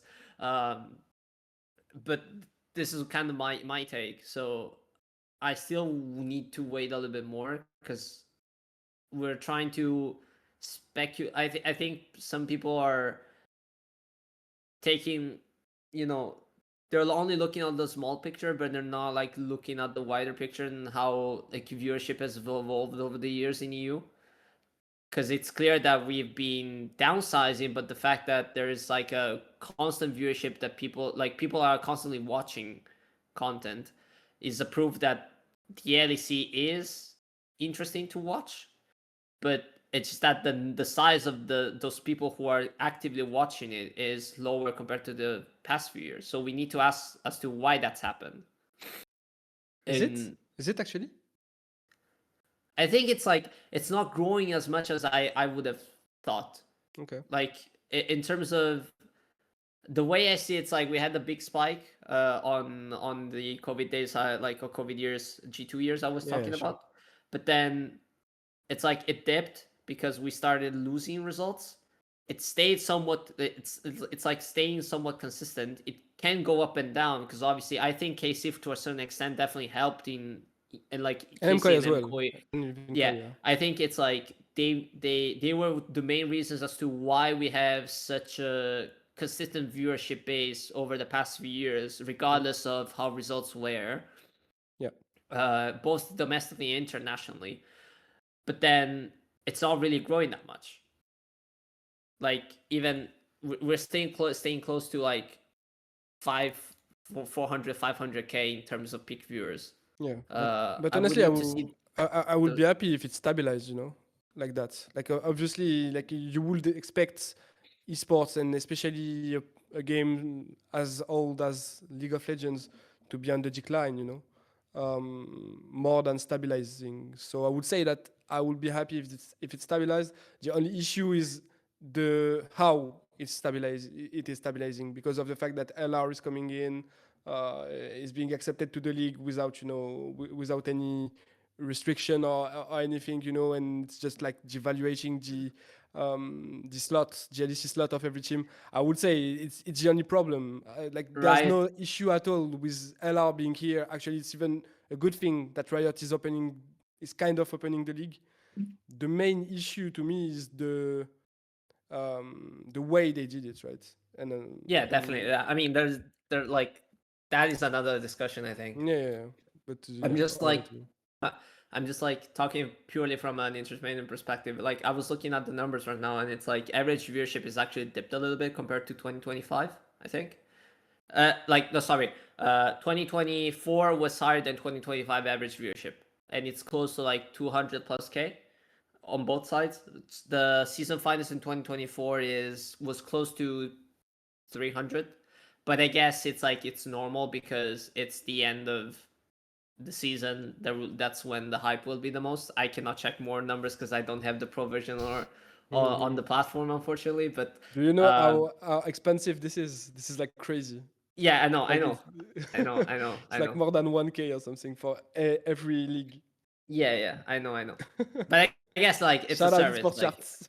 Yes, shout out to Esports Charts for Lower your anyone who's willing to prices. pay. Hopefully I will get like a pro subscription for next time. Yeah. But I guess yeah, that's what I'm trying to say. It's like I'm glad it's staying, but like my wish is obviously it keeps on growing because the more people we have, the better it is.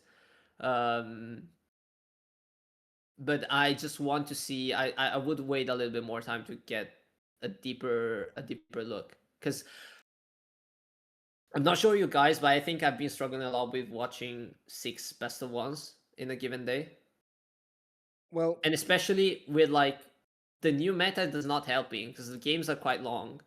There's like myriads of tech pauses, and it's like like the schedule is a little bit messed up, I must say.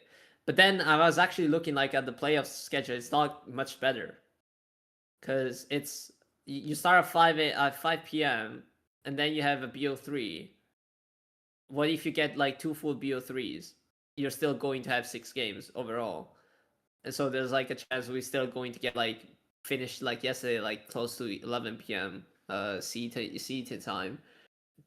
And it's also actually they're being played on weekdays, yeah. which that was surprising to me. I mean, I would imagine that they put BO1 in the first split because of the fact that they want to attract new people to watch LEC, and I guess it's easier for them to watch a match that is played out in a single game than to watch 3 game potentially and stay on the stream for like 2 hours, or even more sometimes. So I would imagine that this is the reason.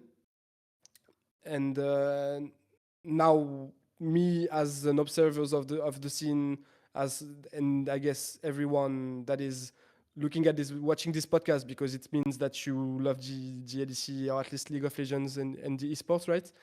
I would imagine, like, obviously all of us don't like it, it's like not the best way to show your competitiveness as a team, for sure. You would prefer BO3, BO5. So, and even players are saying it, that the worst team will win some games in many matches, and that's a big issue when it comes to competitiveness and being as fair as possible. But yeah, in the end, maybe it attracts new people. I feel like last year, LEC, the winter split was the most watched. I don't know Yeah, I about think so. Yeah, I think so too. I don't know about the other years, but I think that's a big reason. That bringing new people. It's easier to watch for people that just want to watch their team because they just and that are not that much of league of esports enjoyer. They are just looking one game and then they're out. So yeah, now honestly, I'm very, very tired of it. I hope we do as LCK and LPL and just start taking this as a competitive game more than an entertainment. Even though obviously this is an entertainment, right? But just take it more seriously because I feel like BO1s are not that serious, honestly. The teams, like, I know teams that absolutely hate them, even just from like a logistical perspective. They have a whole day where they can't do anything else that whole day. Yeah. They've got to be in the arena so many hours before. They've got to do all their tech checks and everything, and then they go play one game for half an hour, and that's all they're actually there for. And then they do interviews afterwards with idiot journalists, and they hate talking to. And then they just takes a whole day for one game, and it's because I'd been thinking that as well, like similar thing. Just the game days are so long now. I was thinking, is it? Because I remember it's not been for years really that there was a discussion, but it used to be, especially at the start of franchising in the LEC, constantly people were asking to expand the league and have 12 teams. And this is like kind of the first experiment of it.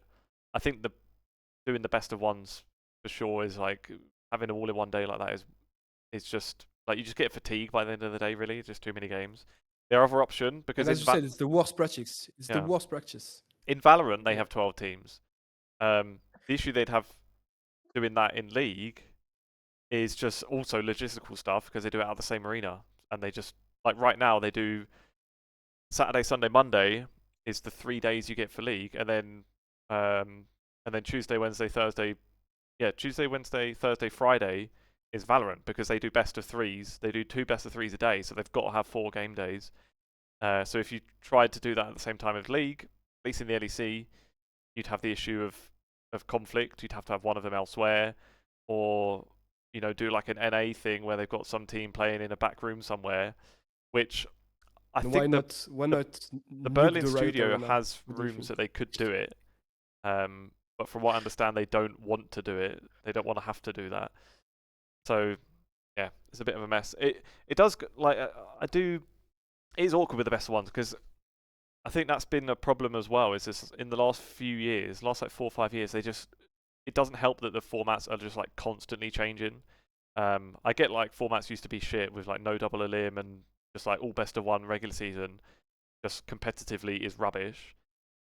So you've got to change, but then the fact they've changed it and changed it and changed it, and then we've got 3 splits, and then we've got actually 4 things with summer finals, but actually no, that doesn't work. Let's actually only do 3 things, but all 3 are going to have different formats, and I think for like just casual viewers, it probably is just like a mindfuck, and it makes it harder to follow. So there probably is something to say for like the simplicity of the old formats, where it was like, okay, for 9 weeks, I could just on a Friday or Saturday night stick the stream on, and just a bunch of games are going to happen, and I can follow it easily, and then the playoffs are basic, and it was like really easy to follow. But yeah, clearly as like a competitive format was completely shit. So there's a balance there, but I think their biggest hindrance is just like changing it so much as well. I think they need to like for once figure out what they want to do and stick with it. But 6 best of ones doesn't feel like the one. Yeah. But speaking of formats, But there's somehow j- j- even just one thing I wanted. go on. Just one thing I wanted to say before we move on. I feel like also they are trying to find new ways of diversifying like the way they they play on stage. They play stage games, with the fact that we are having road shows and stuff, more and more road shows.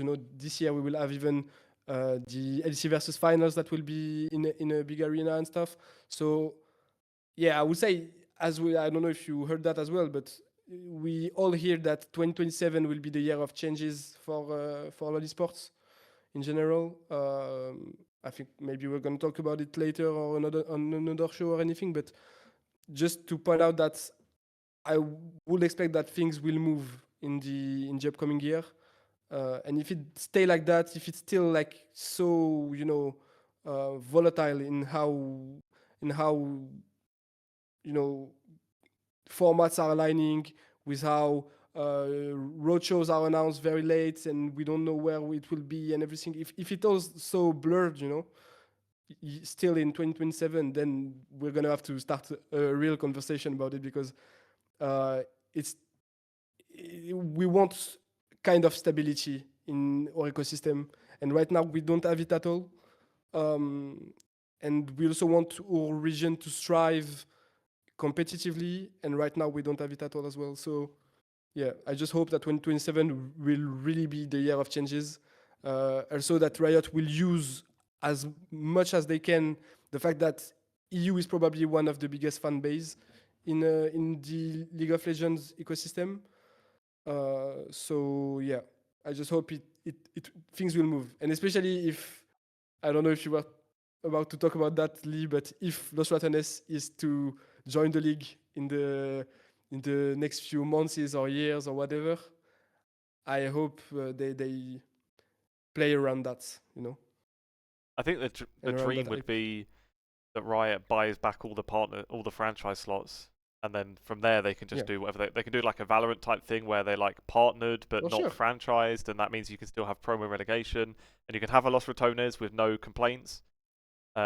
I don't see that happening because the teams would have to agree to an amount, and some teams paid a lot of money. So, yep. And also God Artem knows. Baikov, the LEC Komish said on Tolkien stream that he was not about to give up on franchising. So I mean, I guess it I just don't kind see of how they shut down this realistically can discussion so even far. try and get out of it. To be fair. Yeah. I think from it's from a mainly economical perspective, it's just too much of a investment that Riot doesn't really have, and they're not willing to do. And honestly, like the whole discussion about franchising, I don't know. I think we're like pointing the finger at something that's only one of the causes that, like one of the various causes that brought us here, and it's not the only thing. And like we're trying to find not like the scapegoat, but I guess like something to point the finger at, which I guess is fine because it's good that we're being critical of it. But I think that many people don't realize that the esports scene has made fucked up a lot of times in many ways, and it's not just tied to the model itself. Like definitely it defines an era, the franchising era, but like within that era there are like a lot of other things that could have been taken care of, like could have been looked at, that we didn't, possibly also due to limited resources. But I think we're now trying to find a way to get out of that situation that's really not really you can really get out of. And we saw, in terms of like franchising, we saw how that ended in the US, where I think in North America, where it's like people investing in it just decided to back out, and then you're left over with something that doesn't have value. I'm trying to think from other esports scene. I think like Overwatch, the Overwatch League, like paid money, like paid a couple of millions to get their slots back, or like find a way to basically like cancel the franchising thingy, if I'm not mistaken. Yeah. But the thing is like, okay, it can happen with one or two that are willing to get out of the league, but are you willing to like pay out 10 teams? You know, it's, and all at once just to make And the thing with to NA make as well is someone like get in, like, the league was just like so dead that the slots weren't worth it weren't makes worth a lot. sense exactly. Yeah, so the teams were Yeah, happy to accept exactly. a reduced amount because they're thinking, well, we're fucked anyway. Yeah. Like in LEC, a lot of teams, their slots probably aren't worth what they paid, but you still got some teams that it's like the sunk cost thing, where if you're like a Heretics that paid 27 million or something, or whatever amount it was, there's like teams that paid between 20 And and very 30 million. recently. Yeah. And Then very you're, recently as well. even if you're thinking, right, maybe the slot now is worth, let's be generous and say, I don't know, 15 million, you might think, well, I'm not just gonna in this over the course of 2 years accept that I've made a 50 million loss and just accept it from Riot. You're gonna stick with it and hope that it can be turned around, as was Yeah, the and promise. also the fact that just like, if you go to like, people obviously will judge it from an entertainment value, but like if I'm, for example, working for a team in Heretics, and Riot decides to pull that out, like to call back all the franchise spots, I'm like, okay, so I went to an investor asking him like a couple of tens of millions for money to get those franchise slots. Now they're getting called back. What am I left over with? Like, you can find it, like you can potentially find yourself in a situation where like even teams like, I'm not saying, like, I'm not putting out names in particular, but like, I don't know, some teams that are top teams like G2 Fnatic, like how are they going to convince their investors to say, oh, it's an okay thing that to accept, like we're still, like investors put money into it, they're still like betting their stuff, they can decide to back out of it whenever they want. And then would that mean that G2 doesn't have investors to back them up anymore? Then it could potentially be the end of the G2 legacy. Just to make an example, I'm not speculating on anything, but just, it's like this is why we're such a, like, in a tricky situation, because it's like you cannot make abrupt change just because you want to. Like, we know, I think everyone is deeply aware that something needs to be changed, but there is no other, like there is no solution right now that can make up for the damages that any of the parties involved can incur by having this change. LR on one hand, and obviously the other partner teams on the other. Especially like I would assume that like KC is probably one of the big voices, because in terms of engagement, they also have been quite substantial. I'm not sure if it's the same as LR right now, because I don't really have like geolocalized numbers, but I would assume that KC's fan base is still holding strong, and they paid, how much was it? 30, close to 30. 27, yeah, Yeah, 27 27. with percentage and stuff, yeah. Yeah. So it's 27 million. You can kind of think how many years of investment that could be for a team like a KC, which is probably like running much less on yearly budgets. Yeah. And I would assume that like even from a financial perspective, like we people run projections based on expectations that this money will be somehow be earned back through the franchising fees. If those are removed, then it like lose all sense of it. So it's not easy. Yeah. I would assume that there eventually someone will have to give up something in the discussions, whether it's the teams or Riot or whatever. And the only way it works is that people get together and actually agree to give up some of their short, I would say, like shorter term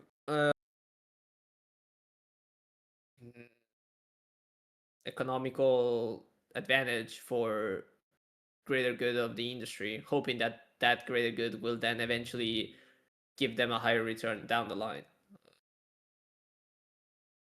I think if I was a team and Riot were trying to convince me to sell back, let's imagine that happened, and let's presume that Riot probably wouldn't pay the inflated amounts that the teams paid, then I would be thinking, well, let's wait until I can sell skins in the game or something. Let's wait till we got proper digital goods that I can actually make some money off before we start rolling things back. And I think it's a big mess. I don't know. I don't really get how someone digs themselves out of it, really, from Riot or the team side. Because it's the thing. Like it's like the Pandora's box thing. Once you've got the franchise model, it's very hard to roll it back or like really make any moves around it.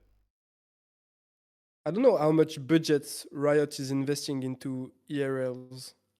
I don't know if they're investing any, actually. But I would say that they, like, from what we hear and from what we see and stuff, there's a high chance that ERLs will be completely reshaped from next year. And that maybe I'm completely speculating, like, guys, just I'm not having any information or anything, but that maybe there's a high chance that next year we will be in LEC, we will have an LEC2 and stuff, with all the teams investing in academies and stuff.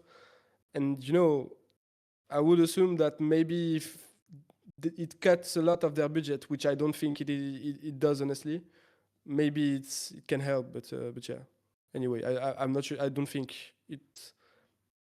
they invest a lot into ERLs anyway. I think it's kind of a system on its own. So. Yeah. And you could tell because like half the tournament organizers are pulling out because they can't make any money. So exactly, yeah. Like really the LFL is the only one that seems to still be going steady, and that is basically the one that is the LEC2 because it's got all the best players that will go and play there. So yeah, but the thing is, again, LFL had some historical bad numbers last year, and that is why this year they did kind of an LEC Versus on their own with by inviting French Flair and Niski's team, and actually it worked out very well. I just think like LFL is proving once more that the influencer model is the best way to have a good viewing system, and have a good audience in your league. And yeah, that's just sad because it feels like when the hype is gone, then or that there are better things that the influencers need to do or anything like that, eh, then the team is kind of dead. The league is kind of dead with it, and yeah, That's how the NLC is dying. yeah, exactly. God. Literally. Yeah, And NLC that's is how in a real... GLFL was dying last year, actually. It's like that constant, there's a consistent need to refresh things, You need to find a new influencer that's going well and to put him on your league to actually have good stats. But then when you will fall off or when you will do other things, you need to find the other one. And it's never stable, And it's kind of endless and, yeah, depressing. Well, because that's the problem you get when you pitch it onto individuals. It's like, well, obviously, like you say, they can drop off. They can also lose interest. Like last year, Ibai was like barely involved in KOI co-streams across Oh, any yeah. game, and then in Valorant, that got to the point where Riot just literally kicked him out because he was in their partnership contract for him to co-stream the games, and he wasn't doing it. And they just literally terminated. And now he's the co-streaming partnership. every game in GLC. Yeah. So now he's Now trying to he's on please every Riot game, again. But that's the thing. Like yeah. if I don't really see it happening with Cadra, I imagine. Like he probably is too invested in League, and his I guess his brand, at least right now, is still around League of Legends. But like I guess that can change. Like Ibai's was around League of Legends, and then he started doing so many other things outside Exactly, of even outside of like video games and that if their personality is strong enough, it will carry over. And then once they've got these other interests, they might not want to sit in their room and stream 6 hours of co-streaming 3 days a week when you're Ibai and you can go and do a stream with bloody Lionel Messi or like whatever shit he's doing. So, but I mean, Cadrell, it's kind of different because I feel like he has become kind of the face of League of Legends in the West, Like Ibai, I imagine, was a big face as well, but he was a caster. Then he decided to become a content creator and still he did some stuff with League of Legends, but I'm not sure if it was his whole thing, after he left the casting desk of in Spain. So while Cadrell, it has been his main thing since forever, He has been a player, then a caster, then a co-caster, So and now a team owner. So yeah, I feel like it's very different still. and the thing that's unique with Cadra as well is the first one of these that's gotten so huge that is in English as well, because that was the thing with like Kometo and Ibai. It's kind of localized because they become the face of it in their country. Exactly, like, yeah. Cadral's got obviously even more enormous on his stream, and like still probably room to grow from.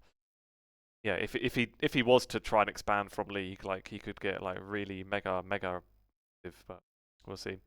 I did want to. I don't really have much time left, but I thought we couldn't not highlight and complain a bit about the LCK format because I hadn't clocked this because I know we talked about it briefly last week. About how it has the group thing, and Davide was saying it was the same last year, and I must have just not clocked onto it. I wasn't following it closely enough, I guess. But basically, with that group versus group format, where like one group gets a benefit depending on how well their teams do playing against teams from the other group, it would obviously leave open the possibility that some team is completely shit, and then they get through to the next round because the teams in their group are better, and then a team in the other group doesn't get through. Hello, bro. Yeah, and bro. And hello, it happened. Bro. So you've got in Group Baron, Genji and T1, both 5-0 against the other group, so they're doing a good job carrying the whole thing. And because their group overall gets more points, every team moves on to the plains.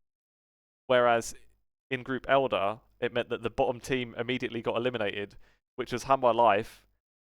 Now, fair enough, Hanwha Life have been like terrible compared to what you'd expect, but they're 2 and 3. And they've got eliminated, and BRION is 0-5, and they get to go through. Honestly, like for me, the like honest. Okay, aside from the fact that this is kind of crazy, I think like I was thinking about like the biggest, like the easiest fix out of this are like putting aside schedule issues and logistics.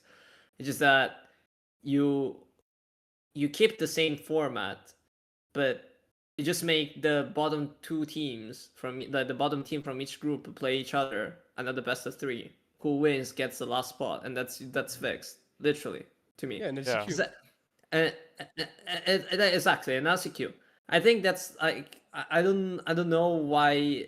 Probably like the Riot Games Korea thought that like, oh, a winning group should technically be better. So you would assume that even the lowest rated team can still perform higher than the bottom team of the other group. But like it's already 2 years. We know that it's not really the case most of the times. And it's like even like Bro lost five series. I don't think Bro was that bad. Like I think they played a little bit better than I would have expected, probably.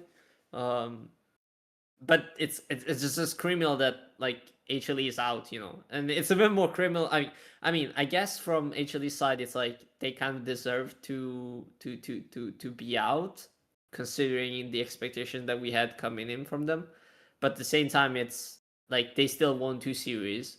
They looked more convincing than many other teams on both groups, and the fact that they got eliminated is still Also, it's like from the basis going of back this, to what we're saying about competitive integrity. It's like it's not really the best, you know, the best way to prove that but it even like counters you're getting rid of the bottom teams. the basis of this thing is like, okay, we put these groups against each other to figure out which group is better, and we give them a benefit. Okay, so BRION is in the good group, and they got 0 wins against the bad group. HLE is in the bad group. They got 2 wins against the good group, but still HLE go out and BRION go through. I suppose we shouldn't be surprised, since this is from the league that brought us Road to MSI with no winner, an arena final where no team gets to lift a trophy and there's no actual champion. So I don't know what the hell they they're lifted the smoking over ticket. there. What is wrong? Yeah. What is wrong with you? They lifted the ticket actually. What's the problem? Yeah, that's good for them. But like, I don't know. It was just crazy. Have you seen what I sent you, Lee? Just look at it. If you can, I don't know if you can show it on. If it's What is too it? Is it a difficult, picture or but- something? I should be able to. Yeah. Okay. Hold on. But yeah, like if the coach himself says it, like what's, you know? The faker thingy. Yeah. Yeah, okay, fair. I'm pretty sure after what, like after the fact that he said this, the LCK, like next year as LCK Cup might look a little bit different. Like this, should hope so. I'm willing to, but I'm willing to like make the take right now, because it's honestly, it's not. I don't even think it's that fun to watch. I'm not sure how about you guys. Like I understand the thing of splitting into groups and kind of create the faction thingy, but it's like we got like T1 and Genji being together. It means that we haven't seen actually T1 and Genji play together, play against each other. And it's kind of crazy that we're already like 1 month in, and we're going to have to like wait, and then potentially we're going to get like 1 series or 2 series against each other, and that's going to be it. At I'm not minimum, sure. it would And if be there is- and like if there 3 is a weeks series- until they can play against each other. Yeah, and they could play each other on February 21. Yeah, we still have to play. We have to wait a month and a half to get T1 Genji. Like, how crazy is that is? And I mean, especially like, given their form, I want to see that match. You know? like, okay, yes, you're building high, but at the same time, it's like, I don't know. I don't want to see like T1 stomp DK 3-0 once again for the end time while Bro, you're like, hard on my guys. You're you hard know, on I my mean, guys. bro, you know that I love DK, man, but it's just that, you know, I actually expected DK to show up a little bit better. Like the fact that they got Stomps, you can say it. I mean, yeah, fair. Okay, they got stomped. And I guess I have to see like DRX bro for I don't know. It's like they already played each other. They already played each other 1BO5 on Wednesday. They're going to play on Friday again. Like why? How does that make any sense? Yeah. I think It's I'm definitely like over group formats that just split the thing down the middle for like arbitrary, well, not arbitrarily, but I think if the only group format that makes any sense is the top, like upper group and lower group. Obviously, I get it's tricky to do that. I mean, it's difficult doing groups for the first tournament anyway because every team's made changes. So you can only go off of like the end of last year, but then things can obviously move around. I think if you're gonna have to, if you feel like you want a condensed format with some sort of group thing, so that you don't have to have every team face every team, it has to be a top group and a lower group. So you don't, because otherwise you just you miss a bunch of these matchups for like no reason, just because you decided to do it down the middle. Yeah, not very good. I have to go. I was thinking. So Oh, quick okay. last point. Go on.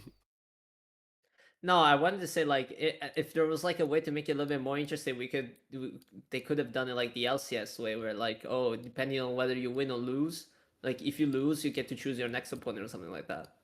So at least like you don't have to like if you know that you're in a weak form, you can just play on like a weaker team potentially, or like one of the weaker teams that you think are left over, and then it makes it a little bit more exciting. On the other hand, I would assume that it's not going to be good for people attending in LCK Arena because it's like you never like I would assume that tickets are being sold earlier. You wouldn't really know the matchup until the last day, but it's like at least you have somewhat a way to make the format a lot more enticing and a little bit more interesting than just like having like two groups going against each other. Because it's like I think it would like honestly like the group-based thing when the league is super competitive across the board, like a little bit like the LEC is right now, I think it would be a lot more interesting because you would get like good matchups. But when it's super top heavy, like in China and the LCK, it's not going to work. I'd rather have like the you know the was it rounds 3 and 5 where they split like the top teams win the bottom teams, and you just have the top teams playing each other like multiple times. 100%. That would have been a lot better. It's the one that like the LPL is using right now with their LPL split one.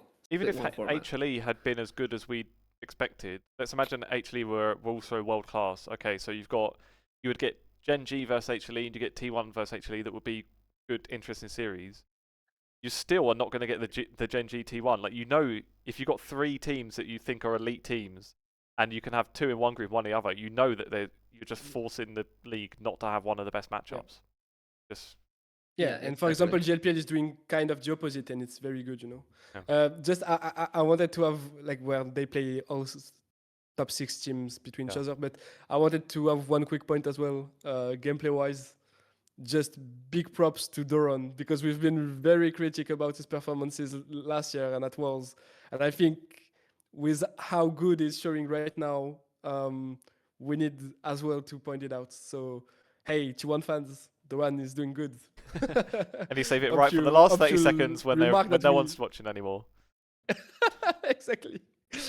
Just put it on the title or put it as the intro. Thumbnail. Yeah. All right, nice one. Yeah. Well, let's leave it there because I'm slightly over time as it is. So thanks for your time, guys. As always, thanks for joining. Thanks for waking up early, and thanks everybody for watching as well. We'll see you next week. Thank you guys. Bye bye. Bye bye.